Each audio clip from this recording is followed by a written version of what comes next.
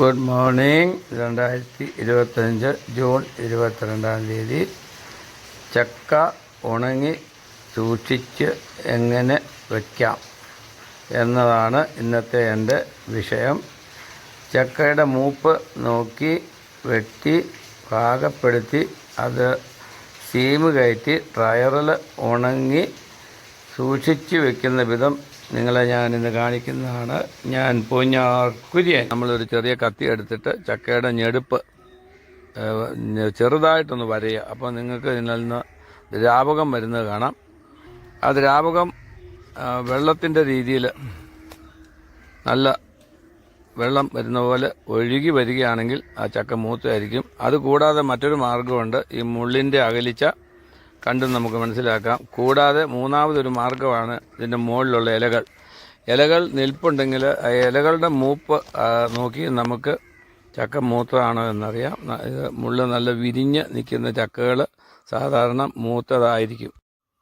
അങ്ങനെ നല്ല ചക്ക വീട്ടിൽ എത്തിച്ചു കഴിഞ്ഞാൽ അത് വെട്ടണം. അതിനെ കോടാലി ഒരുക്കണം. കോടാലിയിൽ വെട്ടുമ്പോൾ ഇതിൻ്റെ പശ പറ്റും, അരക്ക എന്നാണ് പറയുന്നത്. അതിനാൽ കോടാലി അല്പം വെള്ളം ഒഴിക്കുക. വെള്ളം അല്പം പറ്റിക്കഴിഞ്ഞാൽ കുറേ അഴുക്ക് പറ്റില്ല. നല്ല മൂത്ത ചക്കയാണ്. ഒറ്റ വെട്ടിന് തന്നെ മുറിഞ്ഞു. വെട്ടുമ്പോൾ കാലുകൾ സൂക്ഷിക്കേണ്ടതായിട്ടുണ്ട്. അത് ഒരു ചെറിയ ചാക്കിൽ വെച്ചതിന് ശേഷം വെട്ടുകയാണെങ്കിൽ മണ്ണോ പറ്റായിരിക്കും. ഇത് 4 കഷ്ണമാക്കി ഇനി നമുക്കിതിനെ ചെറുതായിട്ട് പാർട്ടീഷൻ ചെയ്യേണ്ടതായിട്ടുണ്ട്. അങ്ങനെ 4ആയിട്ട് വെട്ടി മുറിച്ച ചക്ക നമ്മൾ അതിൻ്റെ മുളഞ്ഞി എന്ന് പറയും, അരക്ക് എന്നും പറയും. അത് നമ്മൾ ഒരു കമ്പിലേക്ക് തൂത്ത് എടുക്കുകയാണ് ചെയ്യുന്നത്. ഇത് ഞാൻ സ്ഥിരമായിട്ട് ഉപയോഗിക്കുന്ന ഒരു കമ്പാണ്. നിങ്ങൾക്ക് കാണാം ആ കമ്പിൻ്റെ അറ്റത്ത് ഒരു അരക്ക് പിടിച്ചിരിക്കുന്നത്. ഏതാണ്ട് ഒരു 15 ദിവസമായിട്ട് ഞാൻ ഉപയോഗിക്കുന്നതാണ്. ഇത് അരക്ക് നമുക്ക് പല രീതിയിലുള്ള ഉപയോഗമുണ്ട്. തേനീച്ച ഈ അരക്ക് വന്ന് എടുത്തുകൊണ്ട് പൊക്കോളും. പിന്നെ തീ കത്തിക്കാൻ നമുക്ക് ഉപയോഗിക്കാം. ചക്ക ഇതിൻ്റെ കൂഞ്ഞി 4ആയിട്ട് കണ്ടിച്ച ശേഷം നമ്മൾ അതിൻ്റെ മുകളിലത്തെ കൂഞ്ഞി ചെത്തി കളയേണ്ടതായിട്ടുണ്ട്. വെട്ടാൻ സൗകര്യത്തിന് നമ്മൾ ഇത് ഒരു പ്ലാറ്റ്ഫോമിലേക്ക് വെച്ചതിന് ശേഷമാണ് നമ്മുടെ ഈ പണികൾ തുടങ്ങുന്നത്. വളരെ ഈസി ആയിട്ട് അടർന്നു വരുന്നത് നമുക്ക് കാണാം. ഇത് ഒന്ന് മലർത്തിക്കഴിഞ്ഞാൽ, കൂഞ്ഞി കളഞ്ഞിട്ട് മലർത്തിക്കഴിഞ്ഞാൽ അതിൻ്റെ ചുളകൾ അല്പം പ്രൊജക്റ്റായിട്ട് വരും. അത് നമുക്ക് ഈസി ആയിട്ട് അടർത്തിയെടുക്കാവുന്നതാണ്. സാധാരണഗതിയിൽ ചക്കയെ 4ആയിട്ട് മുറിച്ച ഒരു കഷ്ണം വീണ്ടും 4ആയിട്ട് നമ്മൾ കണ്ടിച്ചെടുക്കും. എളുപ്പത്തിന് വേണ്ടിയാണ് അങ്ങനെ ചെയ്യുന്നത്. അപ്പോൾ നമുക്ക് ഇതിനെ പ്രോസസ്സ് ചെയ്യാനായിട്ട് എളുപ്പമുണ്ട്. ഇതിങ്ങനെ മലർത്തിയതിന് ശേഷം ഓരോ സൈഡിൽ നിന്ന് ഇതിനെ നമുക്ക് ചുളകൾ അടർത്തിയെടുക്കാവുന്നതാണ്. അപ്പോൾ അതിൻ്റെ ചകിണി നമുക്ക് പറ്റുന്നിടത്തോളം വരാതെ തന്നെ നമുക്ക് അടർത്തിയെടുക്കാൻ സാധിക്കും. ഈ ചക്ക കൂഞ്ഞി ചെത്തിയതിന് ശേഷം അതിൽ നിന്ന് ചെറുതായ രീതിയിൽ മുളഞ്ഞി വരും. ആ മുളഞ്ഞ് നമ്മൾ സാധാരണഗതിയിൽ ഒപ്പിയെടുക്കാറുണ്ട്. ഇല്ലെങ്കിൽ നമ്മൾ അടർത്തിയെടുത്ത മിച്ചം വരുന്ന ആ മടലിൻ്റെ മറുവശം കൊണ്ട് നമുക്ക് ആ മുളഞ്ഞെ തൂത്ത് കളയാൻ സാധിക്കുന്നതാണ്. ചക്ക നമ്മൾ അടർത്തുന്നതിന് മുമ്പ് കൈകൾ വെള്ളത്തിൽ നനച്ചാലും നമ്മുടെ കയ്യിലേക്ക് ചക്കയരക്ക് പിടിക്കാതിരിക്കും. സാധാരണ ഞങ്ങൾ 2 പേരാണ് ചക്ക വെട്ടുന്നതിനായിട്ട് നിൽക്കുന്നത്. ഒരാൾ ചക്ക കൂഞ്ഞി ചെത്തി ഇട്ട് കൊടുക്കും, മറ്റേ ആൾ അത് അടർത്തി പാത്രങ്ങളിൽ ശേഖരിക്കും. വളരെ ഈസി ആയിട്ട് തന്നെ ഇത് അടർത്തിയെടുക്കാൻ സാധിക്കുന്നതാണ്. ഓരോ ചക്കയ്ക്കും ഓരോ ടൈപ്പാണ്. ചില ചക്കകൾ അടർത്തിയെടുക്കുമ്പോൾ അതിൽ കൂടുതൽ ചകിണി വരും. ചില ചക്കകൾ ചകിണി അത്രയും തന്നെ നമ്മുടെ ചക്കച്ചൊളയോടുകൂടി വരുന്നില്ല. ഇതാണ് മുളഞ്ഞ് തൂത്ത് കളയുന്നത്. ഉണ്ടോ, നമ്മൾ ഉപയോഗിച്ച മടൽ വെച്ച് ആ മുളഞ്ഞ് തൂത്ത് കളയുകയാണ് ചെയ്യുന്നത്. അങ്ങനെ 4ആയിട്ട് മുറിച്ച ചക്ക വീണ്ടും അവനെ 4ആയിട്ട് മുറിച്ച് അതിന് ചെറിയ കഷ്ണങ്ങളാക്കി അടർത്തിയെടുത്തിട്ട് പാത്രങ്ങളിൽ ശേഖരിച്ചതിന് ശേഷം അടുത്ത പ്രോസസ്സിലേക്ക് നമുക്ക് കിടക്കേണ്ടതായിട്ടുണ്ട്. ചക്കയുടെ മടല് നമുക്ക് കന്നുകാലി, ആട്, പന്നി എന്നിവയ്ക്ക് ഭക്ഷണത്തിനായിട്ട് കൊടുക്കാവുന്നതാണ്. ചക്കയുടെ കരിമടൽ ചെത്തി കന്നുകാലിക്ക് അരിഞ്ഞു കൊടുത്താലും അവർ കഴിക്കുന്നതാണ്. ഇങ്ങനത്തെ കത്തി കൊണ്ടാണ് ചക്ക സാധാരണ നമ്മൾ വെട്ടുന്നത്. ഇതിന് വളവ് ഇല്ലാത്തതിനാൽ ചക്ക മുറിക്കാൻ നമുക്ക് എളുപ്പമുണ്ട്.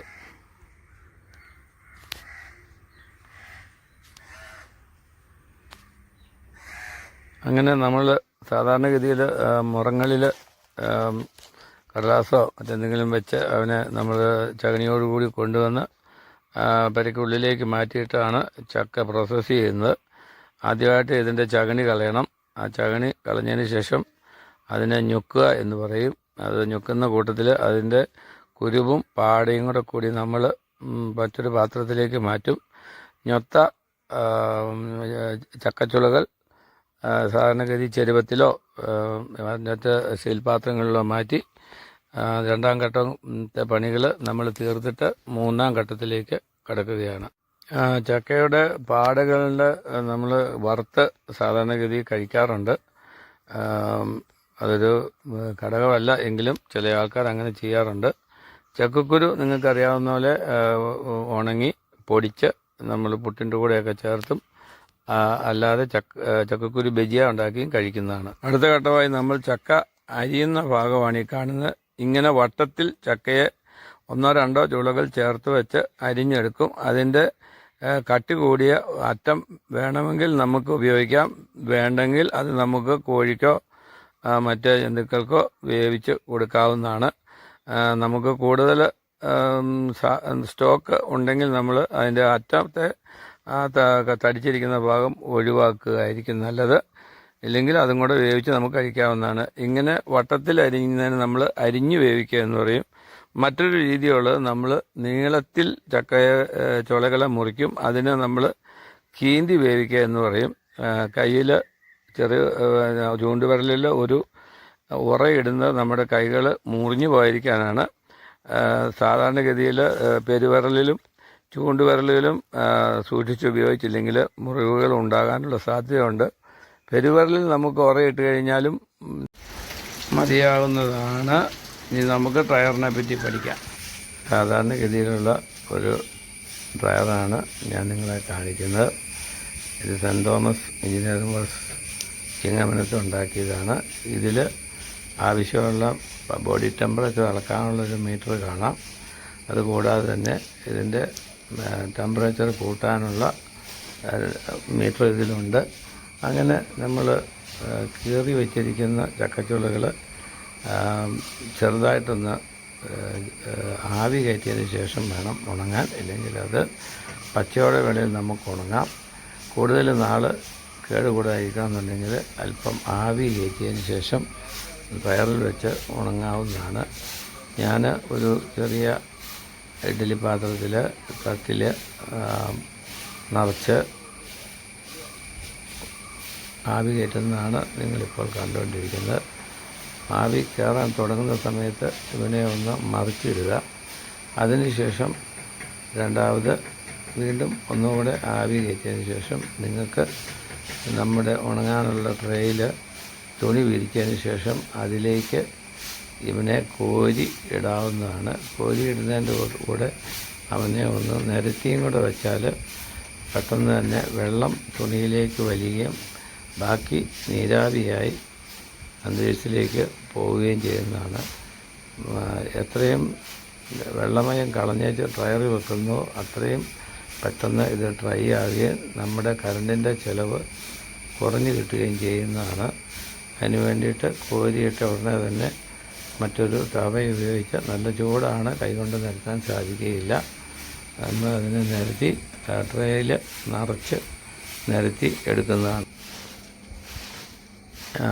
ഒരു ലോട്ട് നമ്മൾ ട്രേയിലേക്ക് നിരത്തിയതിന് ശേഷം വീണ്ടും നമുക്ക് ആ ഇഡ്ഡലി പാത്രത്തിൽ തന്നെ അടുത്ത ട്രിപ്പ് നമുക്ക് നിറയ്ക്കാവുന്നതാണ്. അതേ മെത്തേഡിൽ തന്നെ വീണ്ടും നമുക്ക് അവനെ കോരിയെടുത്ത് ഇതുപോലെ ട്രേയിലെ ഉള്ളിൽ നല്ല വെളുത്ത തുണി ഇട്ടതിന് ശേഷം അതിലേക്ക് മാറ്റി നമുക്ക് നമ്മുടെ ഡ്രയറിലേക്ക് കൊണ്ടുവരാൻ സാധിക്കുന്നതാണ്.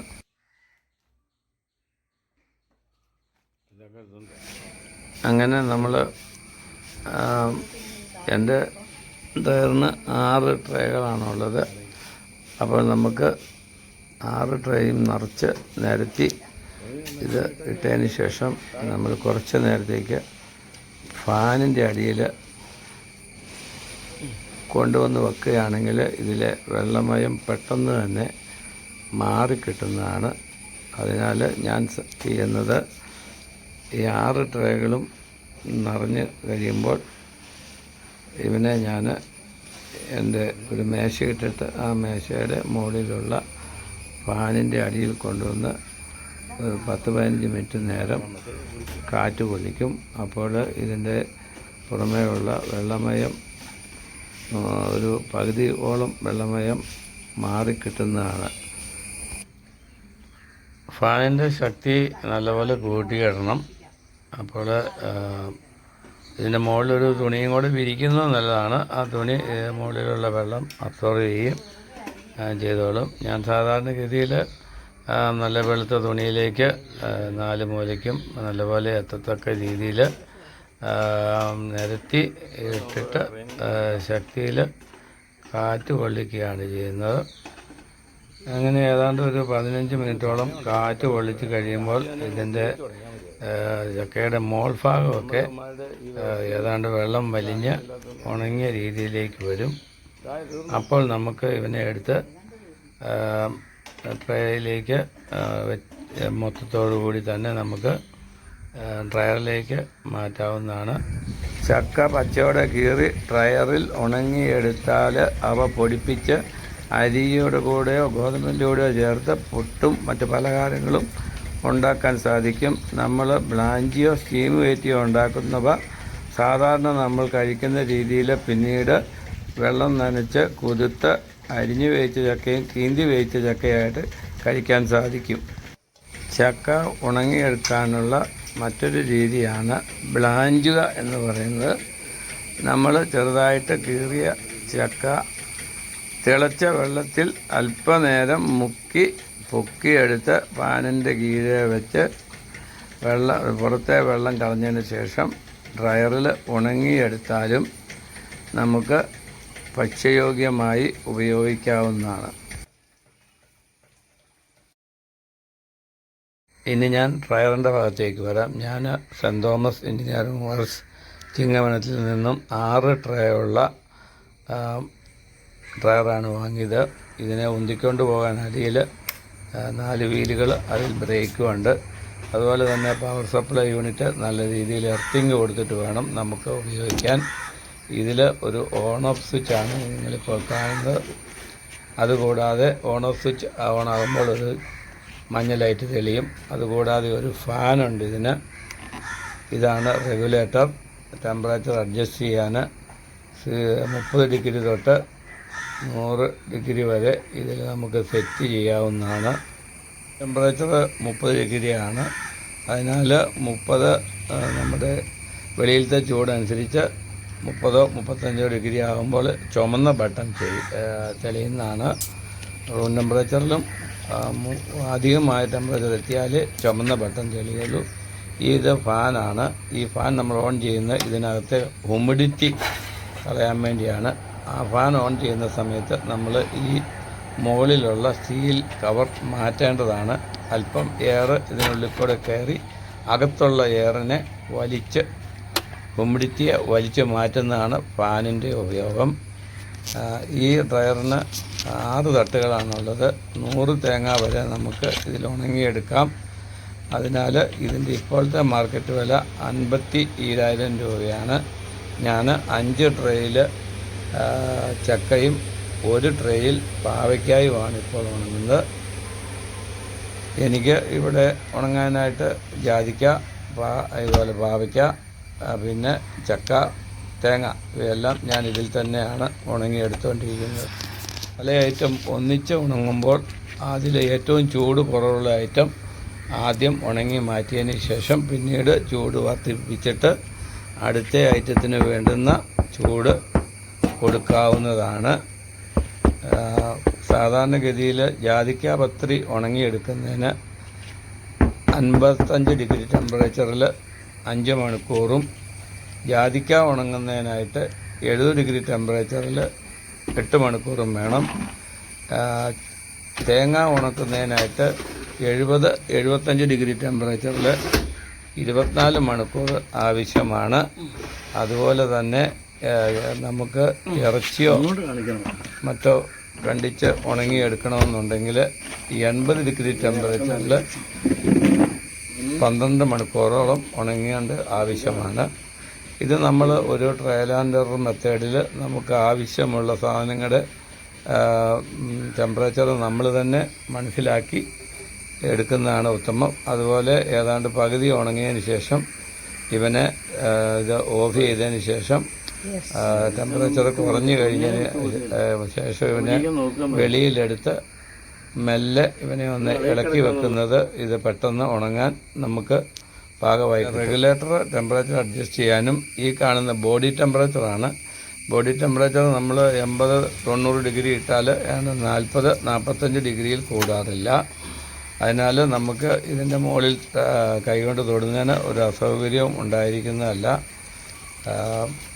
ഈ ടയർ ഇപ്പോൾ ഏതാണ്ട് 6 മാസത്തോളമായി വാങ്ങിയിട്ട് ഞാൻ എല്ലാ സാധനങ്ങളും ഇതിനുള്ളിൽ ഇപ്പോൾ ഉണങ്ങി തന്നെ എടുത്തിട്ടുള്ളതാകുന്നു.